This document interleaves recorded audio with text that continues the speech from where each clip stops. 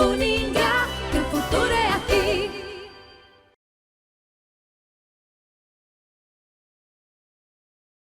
Olá, bom dia, você que se liga pelas redes da Uningá.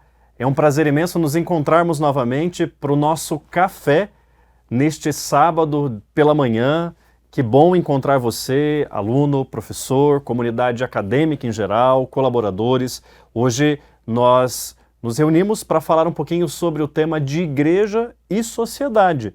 Então, nós vamos conversar um pouquinho hoje para ver se houve, em algum momento da história, a interferência da igreja para a construção do próprio Estado, das relações entre as pessoas, e se essa relação foi boa ou foi ruim, e por que que se separou? Por que não é mais assim?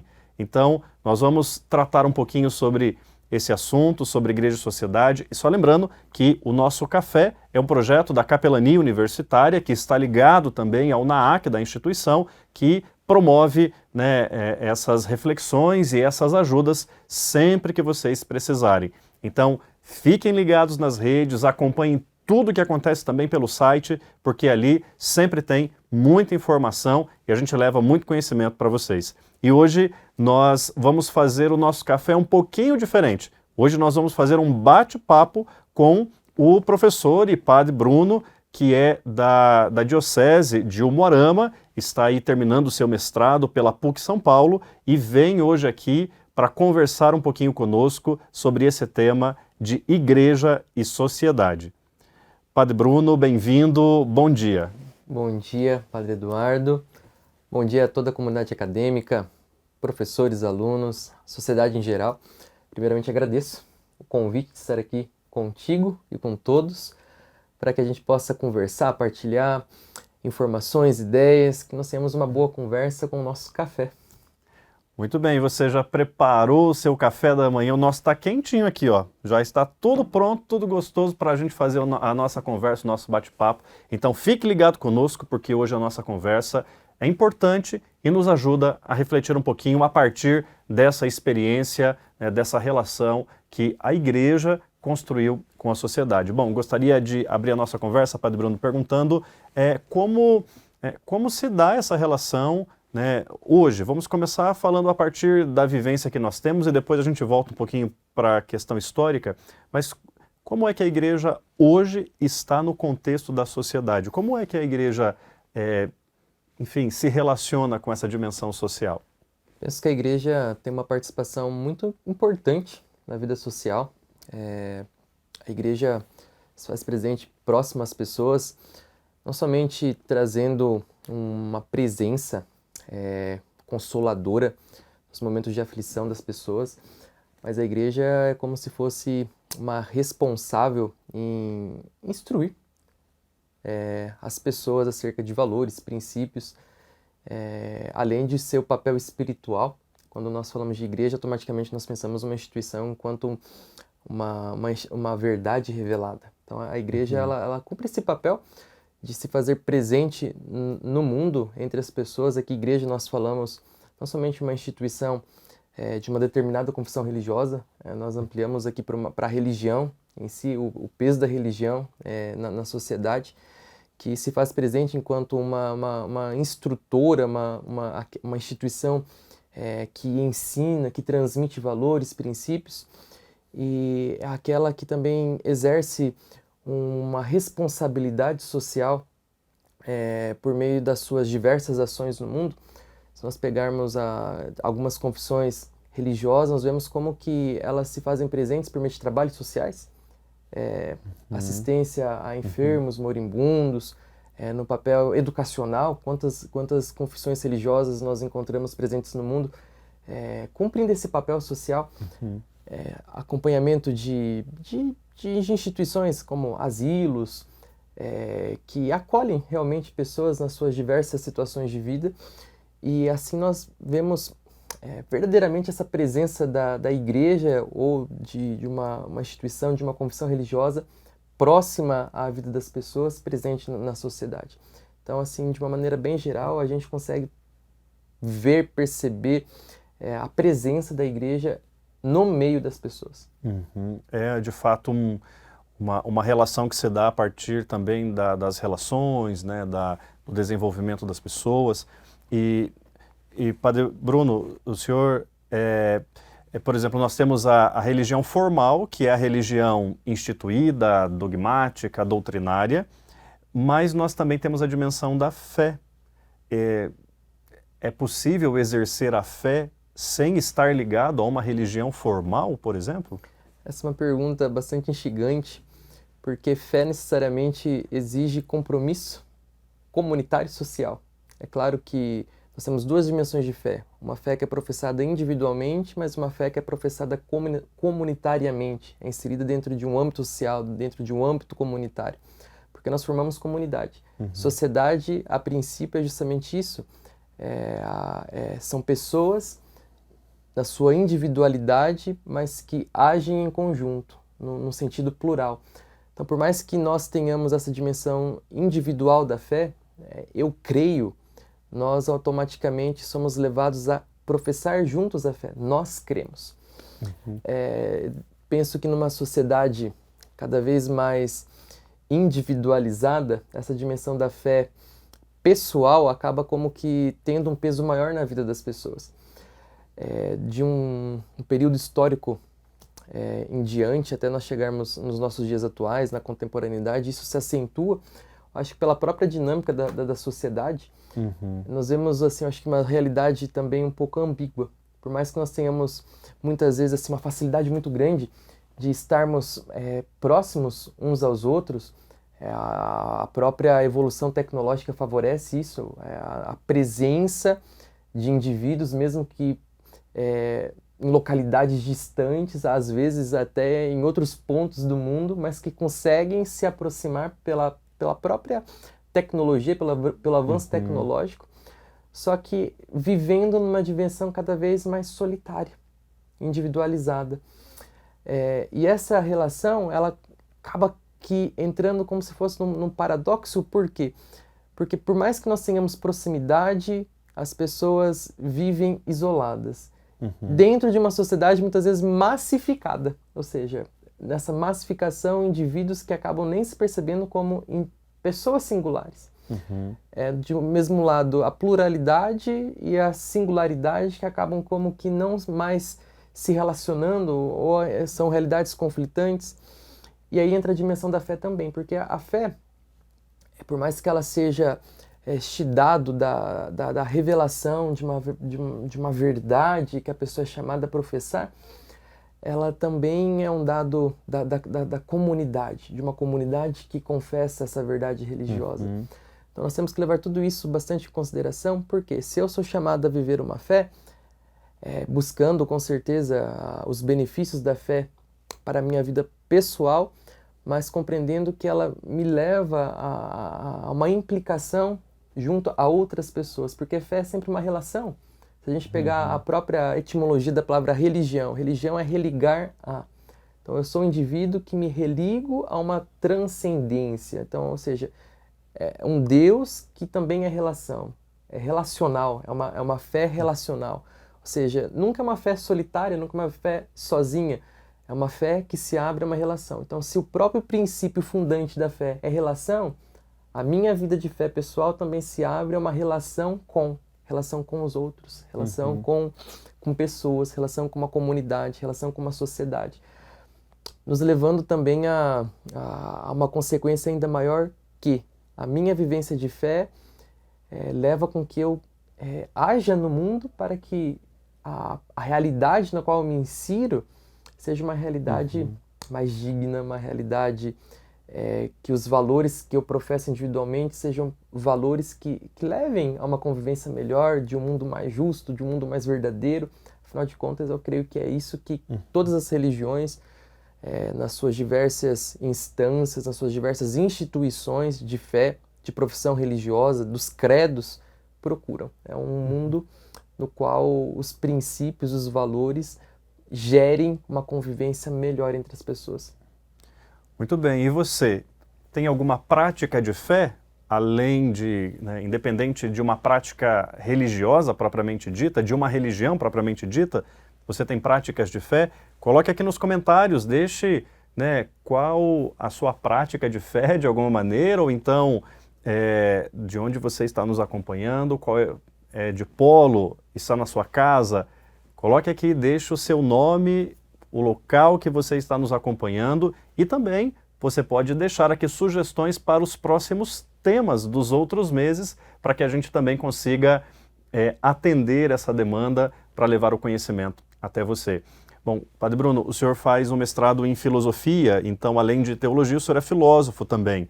E por exemplo, quando a gente vai olhar um pouquinho até o século XVI, eu penso que os filósofos até o século XVI, porque depois que houve a separação da igreja com o Estado, então houve, por exemplo, entre esses pensadores, uma crítica não simplesmente à religião estrutural, mas aliás, houve uma crítica desses pensadores à religião estrutural e não à existência de Deus. Até o século XVI é difícil a gente encontrar pensadores que questionaram a existência de Deus, por exemplo. Até porque, né, se a gente vai na Antiguidade Clássica, eles até questionam sobre o modo como se conhece a Deus, o modo como se aplica a Deus, mas não sobre a sua existência. E se a gente fosse tentar responder isso de alguma maneira, Deus existe? Existe Deus? São perguntas muito instigantes. O Padre Eduardo levantou um dado histórico. A partir do momento que surge no mundo um movimento chamado de Iluminismo. Uhum. Iluminismo é um movimento que ganha força principalmente na Europa, com o advento da Renascença. O Renascimento proporciona uma busca a uma realidade da antiguidade clássica, ou seja, por isso que é a palavra renascimento, um movimento que procura renascer aquilo que ficou no passado, da antiguidade. E muitos pensadores se denominavam deístas. Quem são os deístas? Creem numa razão superior, num ente superior, só que sem interferência na história.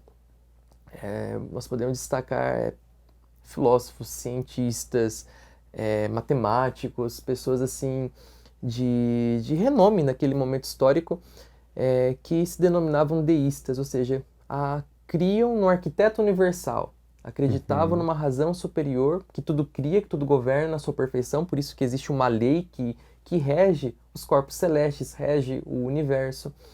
Só que criam na existência dessa razão superior, deste ente superior. E quando a gente fala assim, é possível crer na realidade de Deus, acho que a gente pode ir até um pouco assim, na pergunta, quem é Deus? Se nós cremos que Deus é aquele que dá sentido a todas as coisas, é a entidade superior que dá origem e existência a tudo, nós vamos muito além da dimensão de uma instituição. Nós chegamos ao conhecimento da própria realidade divina no seu ser, na essência de Deus. Deus como origem e fonte de tudo. Então, se nós formos fazer até um exercício de, vamos dizer assim, uma remissão, nós chegaremos até um ponto onde nós não chegamos pela própria razão, uma explicação de tudo. É quase que necessário e evidente a existência de um princípio originário, a partir do qual todas as coisas são feitas. Matéria não origina matéria. A gente pode chegar a todos os experimentos científicos possíveis, a todas as explicações racionais que a razão nos possibilita, e a gente sempre chegará a um ponto a partir do qual não é possível nós irmos além, ou seja, é preciso que exista uma força, é preciso que exista um princípio que dê origem a todas as coisas, que vá além dessa existência imanente, contingente, material na qual nos inserimos. E aí que nós encontramos Deus enquanto origem de tudo, mas também como mistério. A palavra mistério, ela é muito bonita, porque mistério provém de uma palavra grega chamada mysterium, que significa aquilo que guarda silêncio. Ou seja, Deus não é um ser desconhecido, não é um ser que se esconde, não quer ser revelado, muito pelo contrário. É um Deus que se revela na própria existência das coisas, enquanto Deus criador. E este Deus que cria todas as coisas é um Deus que se deixa conhecer nos vestígios de sua criação, independentemente, aqui nós vamos novamente ressaltar isso, de profissão religiosa, de credo, e a partir deste Deus que se revela, que deixa vestígios na criação, nós podemos chegar até este Deus como origem e fonte de tudo. Então, assim, é possível crer em Deus, acreditar em Deus? Com certeza. E a nossa razão nos instiga a querer conhecer Deus. E quanto mais nós procuramos Deus, mais nós o encontramos. Então, assim, entra, eu acho que é uma dinâmica, assim, de fé, razão e vontade. Fé que me ilumina a querer conhecer a partir da razão. É uma razão que ilumina a minha dimensão de fé, mas que se une à minha vontade de querer conhecer. Quanto mais eu quero conhecer, mais eu sou instigado a me lançar nos dados do conhecimento de Deus e me aprofundando na vida de fé. Então são 3 coisas que se relacionam: fé, vontade e razão. Interessante. Então, para a gente compreender a fé, a gente pode se servir da razão. Com certeza, isso é fundamental. Senão a gente acaba como ficando numa realidade manca, ou seja, se eu sou uma pessoa que não utiliza os dados da razão, eu me torno fideísta. E é um risco, porque é uma fé fundamentalista, é uma fé que não se abre à realidade. Inclusive, é uma fé que tem dificuldade de relacionar-se com realidades diferentes. E isso a gente como que comprova no nosso dia a dia, né? Muita intolerância, muita dificuldade de aceitar aquilo que é diferente. Então, uma fé sem o auxílio da razão é uma fé doente, uma fé enferma. E uma razão sem o auxílio dos dados da fé se torna racionalismo, ou seja, procura sempre a explicação a partir daquilo que nós somos. O que nós somos? Somos pessoas imanentes, sabe? Somos entes, criaturas contingentes, que não têm o domínio da verdade de tudo. E a gente acaba talvez caindo num outro perigo, que é o perigo do relativismo, sabe? De pensar que todas as coisas são relativas, que valores são relativos, que verdades são relativas.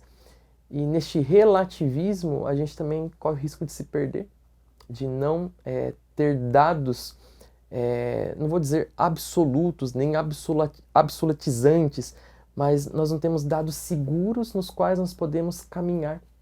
Nós não temos dados nos quais a gente se fundamenta e se orienta, através dos quais nós nos orientamos.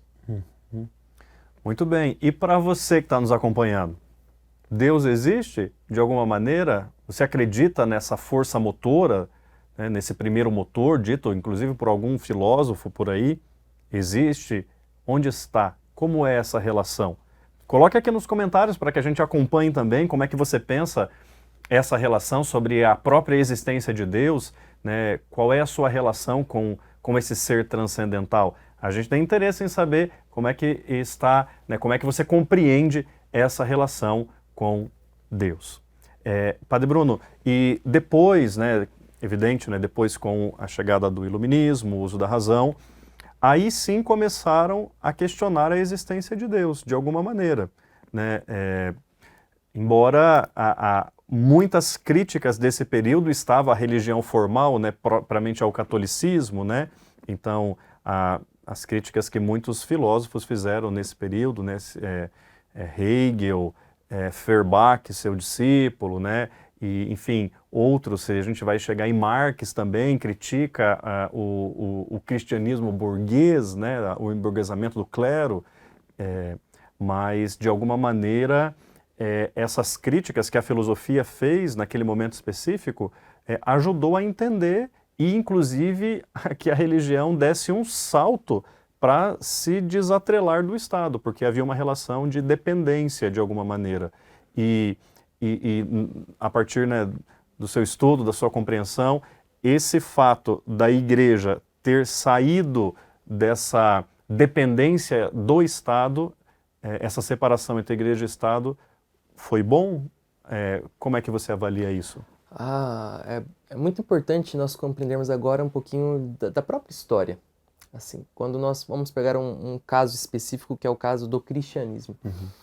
O cristianismo ele já nasce como uma religião não estatal. Se nós nos remetermos ao próprio Antigo Testamento, enquanto uma história de um povo.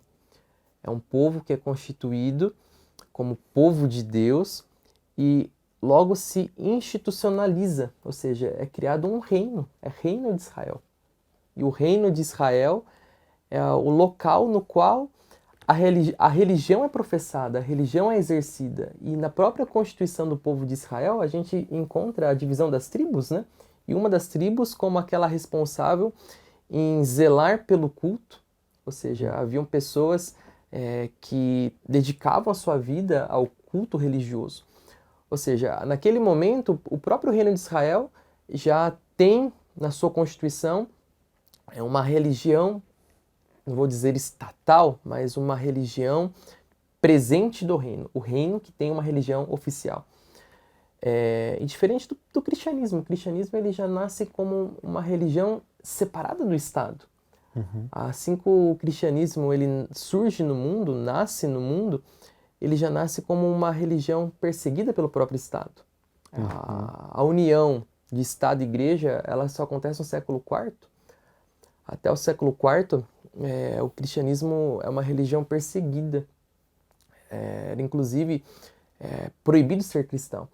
Mas não somente isso em relação ao cristianismo. É bastante importante a gente compreender que naquele contexto histórico, a religião oficial do Império Romano, aqui falamos de Império Romano como o maior império do Ocidente, era uma religião de culto ao imperador. O imperador aqui que assume uma personalidade divina. Por isso que é o César Augusto, ou seja, é o César aqui que tem a dimensão temporal, é o imperador, e é Augusto em latim é divino, ou seja, é o imperador divino no mundo. Então, ou seja, a personalidade do Deus que se faz presente entre as pessoas. Todas as religiões contrárias ao reconhecimento, ou seja, da divindade do imperador, eram religiões perseguidas. Então, não somente o cristianismo nasce como uma religião perseguida, todas as religiões contrárias ao reconhecimento do imperador na sua realidade divina eram religiões proibidas, ou seja, havia uma religião estatal, ao culto oficial à divindade do imperador. E é somente no século IV, mais precisamente no ano de 314, sob o imperador Constantino, que se dá a permissão da profissão de outras religiões, de outras denominações, outros credos, e aí se inclui o cristianismo. E no finalzinho do século IV, mais ou menos anos 380, que se dá a oficialização do cristianismo como religião oficial do Estado. E é naquele momento que há, daí podemos dizer assim, uma união entre Estado e Igreja, com duas realidades diferentes, uma realidade temporal e uma realidade espiritual. Qual que foi a participação dessas duas dimensões? Quais são as implicações, as consequências? Creio que são implicações, consequências negativas para ambas realidades. Por quê? Porque a igreja acaba como que se submetendo a uma realidade temporal, a igreja perde, de certa forma, uma liberdade, porque agora se submete ao domínio da regência do imperador, o imperador que agora tem uma ingerência, uma influência sobre domínios de fé. Os primeiros concílios, inclusive, são convocados a pedido do próprio imperador para que aquilo que se fosse definido dogmaticamente dentro dos concílios se aplicasse como realidades a serem aderidas em todo o território imperial. Então, como que a igreja perde a sua liberdade de profissão, de ação religiosa, e o Estado também, apropriando-se de uma religião, acaba como ficando também tutelado, dependente dessa realidade religiosa. Claro que religião aqui ela é entendida também como um dos suportes de uma realidade imperial, de Estado. Ou seja, um povo é constituído a partir de uma identidade, de uma cultura, e que traz em si também uma identidade religiosa. Todo povo é religioso. Inclusive tem alguns pesquisadores, historiadores, filósofos, que dizem que existem alguns dados presentes em todas as culturas, universalmente falando. Se nós formos procurar povos isolados no extremo oriente, nós encontraremos assim, o que constitui fundamentalmente aquele povo? Matrimônio, língua, costumes e religião. Se nós formos procurar um povo isolado do outro lado do mundo, do continente americano, o que é comum àquele povo? Identidade cultural, costumes e religião. Ou seja, a religião é um dado fundante, culturalmente falando, de todos os povos. Ou seja, assim, em toda a história, religião é dado constitutivo de um povo. E para o império, a religião ela é fundamental, porque ela dá segurança ao império, porque forma cultura, forma costume, forma valor. E quando o império, na pessoa do imperador, traz para si essa realidade, ele traz também um controle, traz segurança para o seu domínio temporal. É claro que isso se encaminha futuramente a uma derrocada do Império Romano no Ocidente. Com a invasão dos povos bárbaros, existe a decadência, a queda do Império. E aquilo que antes era o Império que assume uma realidade espiritual, com a queda do Império Romano acontece o contrário. É a igreja na dimensão espiritual que assume o domínio temporal. Ou seja, aí existe um movimento diferente. Aquilo que antes foi o Império que tomou para si, com a derrocada do Império Romano, com a queda do Império Romano, é a igreja que traz para si a responsabilidade de ser uma instituição que salvaguarda aquilo que resta de sociedade. E aí começa um novo movimento. Até a nomeação dos novos reis que se sucederam dentro dos vestígios do Império Romano, é a igreja que toma para si essa responsabilidade de governo. Quando aqui nós falamos governo, é realmente governo civil. É a igreja que se torna uma instituição de preservação cultural, uma igreja que toma para si uma preservação de sociedade. A palavra prefeitura vem disso, é a igreja que se faz presente no mundo, nomeando prefeitos, representantes nos povoados, nas cidades, nos pequenos aglomerados urbanos. A igreja que toma a responsabilidade de ser agora uma zeladora da cultura, da educação, a igreja que se torna educadora, uma igreja que se torna promotora de cuidados de hospitais, de segurança, de exército, daí que surgem essas diversas congregações, diversos movimentos religiosos que assumem essas responsabilidades. E quando chega o momento da nomeação dos novos reis, o rei que é nomeado a partir da unção da igreja. E aí começa a haver uma confusão, porque acaba como que nessa dimensão humana, tirando um pouquinho de lado o aspecto da fé, um certo conflito, uma certa disputa. Então, por isso que a gente vê quando, por exemplo, tem algumas pinturas ou algumas imagens que quando o rei vai tomar posse, ser nomeado, tem a figura de um bispo, um representante da igreja formal. Exatamente. Inclusive, na história dos sacramentos, hoje, enquanto Igreja Católica, nós temos 7 sacramentos. Existe uma evolução também sacramental, uma evolução dos sacramentos. A unção de um rei era considerado um sacramento, ou seja, sacramento é que é entendido também como a ação visível e sensível de Deus no mundo, ou seja, a unção de um rei era como que Deus confirmando, ungindo, constituindo aquela pessoa como a sua presença entre os povos, entre aquele povo particular. Por isso nós encontramos a tutela da igreja instituindo, coroando, ungindo um rei naquele período histórico do final da Antiguidade Tardia até o início da modernidade. Claro que hoje ainda existem no mundo muitas monarquias que seguem esse mesmo princípio. Vamos pegar um caso muito clássico que é a monarquia britânica. Ali também existe uma profissão de fé diferente da profissão de fé católica, diferente da profissão de fé luterana. Ali existe uma igreja oficial, uma igreja estatal, inclusive, que é a igreja anglicana, que a nomeação dos monarcas britânicos se dá a partir também de uma unção do representante da igreja anglicana. Então, com a queda das monarquias, isso foi deixando de ser uma realidade. Exatamente, é um processo histórico.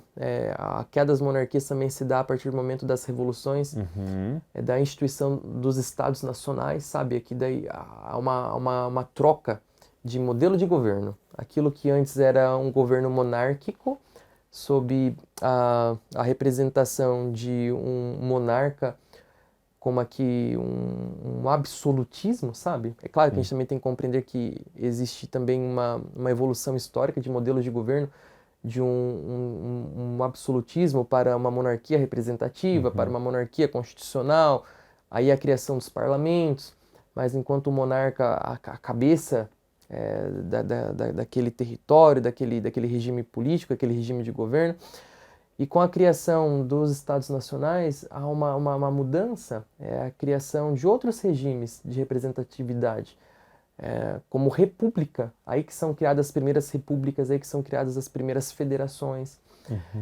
Mas isso é dentro da idade moderna, na idade contemporânea principalmente, com a queda do imperialismo. A queda do imperialismo se dá principalmente a partir do fim da Primeira Guerra Mundial, quando se dá a redistribuição das potências, da independência de grandes parcelas de territórios conquistados na descoberta dos novos territórios ou pelo próprio colonialismo, sabe? Então, com a criação das primeiras repúblicas, das novas repúblicas, há essa mudança do que antes era um governo monárquico, um modelo de absolutismo para a criação de repúblicas, de federações que seguiam pela representatividade parlamentar, presidencial, de acordo com a realidade específica de cada localidade. Mas você me faz uma pergunta assim, é benéfico essa separação de Estado e Igreja? Minha resposta é sim, com certeza. Isso a gente denominou dentro de uma realidade, principalmente europeia, cristã, de césaropapismo. Ou seja, é a união dessas duas realidades diferentes, distintas, Igreja e Estado, que acabam como estando dentro de uma única realidade, como servindo de suporte uma à outra, mas sempre em conflito. O Estado que tem ingerência sobre os domínios da Igreja e prejudica a realidade de Igreja, a realidade eclesial, e a Igreja que é assumida por essa realidade estatal e também nessa disputa humana de querer ingerir dentro daquilo que é próprio do governo, do Estado. Então não é benéfico para ninguém. Igreja e Estado são instituições diferentes. Claro que ambas têm o seu papel essencial, fundamental de cada um e devem conviver em harmonia.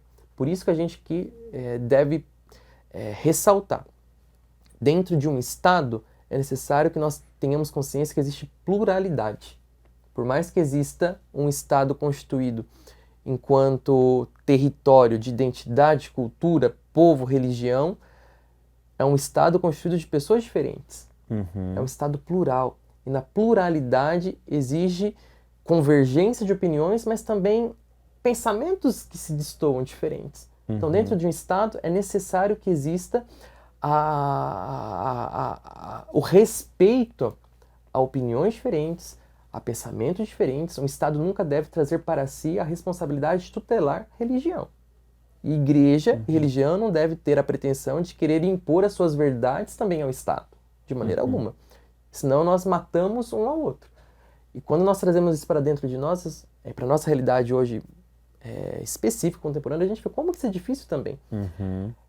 Nós vemos setores do Estado que acabam manipulando, essa palavra, manipular os dados da verdade religiosa, dos dados de cultura religiosa, para trazer benefícios para si. Ou seja, assim, como que aproveitando-se da religião para tirar proveitos específicos, tirar proveitos próprios, ou seja, manipula a religião para isso. E a religião que se deixa ser manipulada, porque também muitas vezes quer alcançar postos que não faz parte da sua realidade. Então, é algo essencial, necessário, a distinção de igreja e de Estado. Muito bem, você que está nos acompanhando nessa manhã de sábado, está gostando do nosso bate-papo, bastante cultural, né, histórico, então aproveita para deixar o seu like, para colocar aqui o seu comentário, dizer de onde você está nos acompanhando e fala para a gente se você já passou um cafezinho nosso, está aqui, ó, nosso Café com Saber, de todo primeiro sábado, para a gente conversar esses assuntos que são transversais, que nos ajudam a entender, né, essa dimensão, seja da religião com a razão, seja, enfim, tantos assuntos que já trouxemos aqui nesses sábados de manhã. Padre Bruno, o senhor falava, então, dessa questão, dessa relação da igreja com o Estado hoje como está, mas eu tenho uma pergunta no sentido assim, as leis, muitas leis, não sei se muitas, mas algumas leis tiveram de algum modo a interferência da religião, não digo de uma interferência formal da religião ter redigido uma lei, mas pela prática religiosa daquela cultura daquele povo, acabou de algum modo criando algumas leis nesse sentido ou não? Sim, com certeza, com certeza. Ao longo da história a gente percebe como que costumes influenciam na instituição. Aos estudantes de direito a gente chama isso de uma lei positivada, ou seja, uma lei que é escrita. Existe uma lei baseada em costumes, né? Que não necessariamente é uma lei escrita, mas que se orienta pela jurisprudência, pelo costume, e que orienta o agir social, orienta inclusive a legislação criada, e existe uma lei positivada, e essa lei positivada é aquela que encontra no documento escrito a sua força, a sua formalidade. E com certeza, costumes influenciam na redação de leis. Ou também a ausência de costumes influencia também na redação de leis. A gente, pegando países diversos hoje que têm aprovação ou desaprovação de leis, existia um código moral de valores que até aquele momento orientava o agir social e que pela legislação, pela deliberação de parlamento, de tribunais de justiça, acabam modificando códigos de lei e assim instituindo leis diferentes daquelas que até aquele momento estavam instituídas. Então, tanto a presença de costumes, de dados religiosos influenciam na legislação, como também a ausência de dados religiosos também influenciam, a ausência influencia também na redação de novos corpos e códigos jurídicos. Pergunto isso porque, por exemplo, a gente sempre vê em departamentos públicos, por exemplo, até no próprio Congresso, a gente vê lá uma cruz, por exemplo, né? A gente vê, às vezes, Bíblia, que é aqui digo no Brasil, né? Que o catolicismo, o cristianismo é a religião predominante do Estado brasileiro e esses símbolos que são propriamente cristãos estão nesses ambientes do Estado, que por mais que houve em algum momento em que até tiraram alguns desses símbolos em alguns lugares, mas tem lugares que permanecem, inclusive. Então, de certo modo, é como se apresentasse uma religião do Estado. E é muito interessante a gente entrar nesse assunto, porque quando a gente entra no âmbito da pluralidade, nunca a maioria é fator de decisão. Por quê? Porque nem sempre aquilo que a maioria decide traz benefícios para a sociedade. A gente pode pegar um caso muito clássico, que são os movimentos totalitários.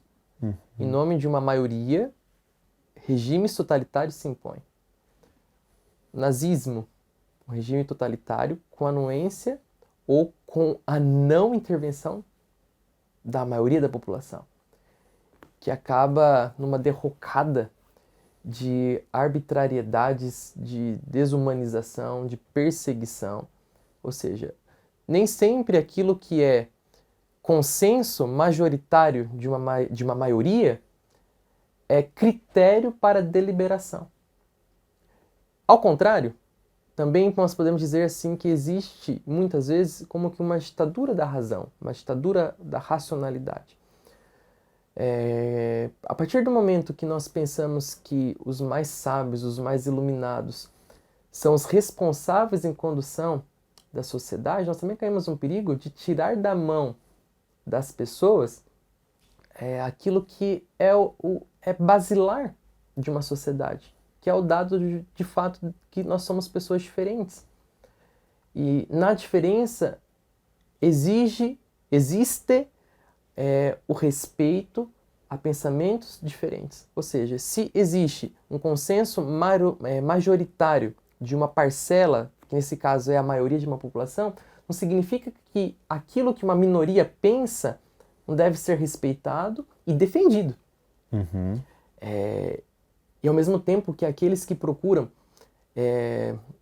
um resguardo de ação num dado absoluto transcendente, não significa que também terá a sua validade para aplicar isso num código de lei. Então, eu digo isso porque é preciso que haja respeito a opiniões diferentes, e aí que entra a questão da balança social, da deliberação, do respeito comum, e também do respeito ao humano.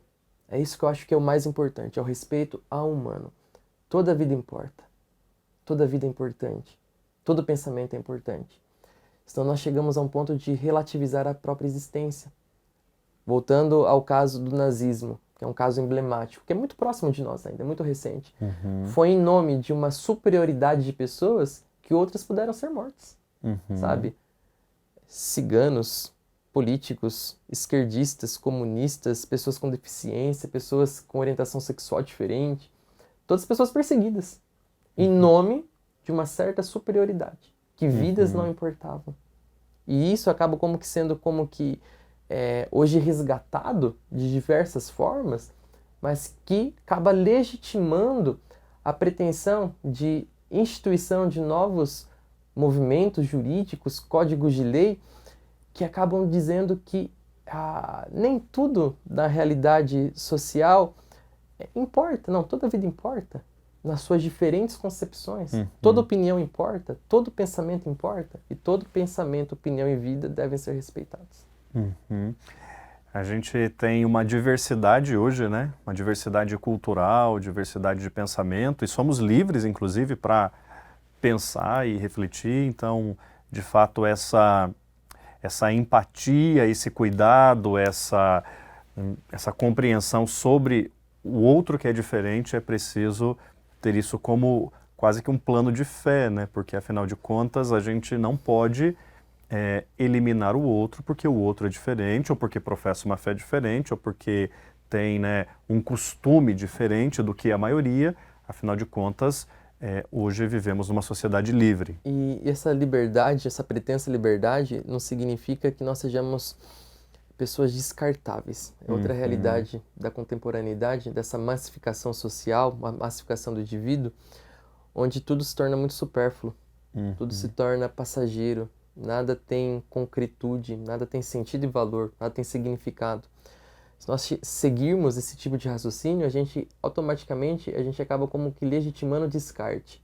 Descarte de coisas, descarte de pessoas, a gente acaba como que descartando aquilo que é inútil, entre aspas. Uma pessoa que chega numa certa idade que não tem mais uma utilidade, ela é como que descartada. E a gente sabe isso, como que é triste ver como que uma pessoa de uma determinada idade, ela não é mais vista, percebida, reconhecida, porque não produz, porque não acrescenta, não agrega, podemos dizer assim, produção, mas acaba como que sendo esquecida na sua dimensão de saber, de conhecimento, na sua dimensão de pessoa, de cultura. É a sociedade do descarte, realmente. Então, assim, a gente acaba como que legitimando a própria eutanásia, a gente acaba como legitimando, se a gente inverter o dado, em nome da liberdade, em nome da maioria, a própria geração da vida, podemos pegar os casos de aborto. Então, todas essas realidades se inserem dentro desse contexto, dentro desse quadro. E é importante isso dentro de uma universidade, esse tipo de discussão, porque universidade é local de saber, é local de conhecimento, é local de busca da verdade, inclusive. Muito bem! E você que está aí ligado, está gostando do nosso papo, não esqueça de deixar o seu nome, de onde você está nos acompanhando, inclusive sugestões de outros temas, para que a gente continue as nossas conversas sempre aqui aos sábados de manhã. Padre Bruno, para a gente encerrar essa nossa conversa, poderíamos ficar aqui muito tempo aqui conversando, porque o assunto é pertinente, né? A história nos ajuda bastante a a própria filosofia nos ajuda, né, nessa discussão. Gostaria de pedir para o senhor deixar uma mensagem, então, para os nossos alunos, para a nossa comunidade acadêmica, enfim, de como, de alguma maneira, a fé, essa dimensão de fé é importante. Nós já discutimos aqui em outras ocasiões sobre fé e razão, sobre, né, elementos de fé no ser humano, até questões relacionadas à cura, como que o divino pode interferir de alguma maneira nessa questão clínica, né? A gente teve muitas discussões aqui sobre isso, e então o senhor é padre, é professor, gostaria de pedir para deixar uma mensagem sobre essa dimensão de fé, o quanto, né, entender isso de alguma maneira ajuda a própria pessoa. Fé é uma realidade quase que inexplicável. Se nós formos procurar palavras, meios para exprimir o que é fé, nós teremos muita dificuldade. Porque fé é experiência. É somente vivendo a fé que se compreende a fé. É somente num ato de entrega, não numa entrega irracional, numa entrega inconsciente, mas realmente de uma entrega de vida é que se compreende o que é fé. Mas essa entrega é uma entrega segura, sabendo que a fé, ela é caminho, ela é orientação, porque ela me leva a uma realidade de vida significativa, a compreender que vida tem significado, que existência tem significado. Fé é iluminativa, ilumina a vida. Ninguém gosta de viver no escuro. No escuro a gente se machuca, no escuro a gente se perde, e com a fé a gente se orienta. Eu gostaria assim, até de fazer uma sugestão de aqueles que tiverem uma maior dificuldade de crerem, de compreender essa religião, essa dimensão da fé, essa realidade da fé, que procurem conhecer. Procurem conhecer a história. Procurem conhecer, estudar. A gente está dentro de uma realidade que é acadêmica, de um âmbito acadêmico. Quanto mais a gente conhece, mais a gente é instigado a conhecer. Então conheça a fé, conheça a história da tua religião, conheça o credo, o qual você professa. Talvez eu não professo nenhum credo, não tenho nenhuma religião, mas eu sei que meus pais têm, meus avós têm, meus amigos têm. Então conheça, procure conhecer aquilo que eles professam. Eu tenho certeza que isso vai te ajudar muito. Conforme a gente conhece, a gente é instigado a conhecer mais. E a dar um salto. Esse salto de fé, de criar a experiência de fé. É como que, assim, numa metodologia, vamos dizer assim, um exercício, se eu estou sedentário, eu sou chamado a sair do meu sedentarismo. Conforme eu me exercito, eu me torno uma pessoa mais apta, mais pronta para aquilo. A fé, a vida religiosa, a dimensão espiritual é a mesma coisa. Conforme eu me exercito, eu tenho maiores condições de viver aquela realidade, aquela dimensão. Então, não viva no escuro. Viva com conhecimento, viva com fé. Procure ajuda, procure orientação. Existem tantos locais hoje com tanta facilidade de encontrar ajuda de conhecimento. Igrejas, religiões sempre estarão de portas abertas para acolher aqueles que queiram estar mais próximo da dimensão religiosa. Então esse é o meu conselho, de buscar conhecer e, sobretudo, procurar fazer a experiência de fé. Muito bem. Muito obrigado, Padre Bruno, pela sua presença aqui no nosso centro universitário, conversando com os nossos alunos, com a nossa comunidade acadêmica. Muito obrigado. Foi muito iluminativo essa reflexão e que o senhor, né, continue com bastante sucesso nos seus estudos, no seu trabalho pastoral. E obrigado pela presença. Obrigado ao Padre Eduardo, tão gente boa, e espero que tudo isso acrescente em nossa vida. Isso daqui é para o nosso crescimento, tudo em nossa vida propicia o nosso crescimento. Então que seja este mais um momento de acréscimo à nossa vida. Muito bem, obrigado. Obrigado você que esteve ligado conosco nessa manhã de sábado, e continue, né, sempre acessando as nossas redes, o nosso site, sempre tem muita informação e tem muito conhecimento para você. No próximo mês, nós também teremos aí o nosso café para que a gente possa continuar aí as nossas discussões e levando conhecimento mais aprofundado para você que nos acompanha. Um abraço e até o próximo primeiro sábado.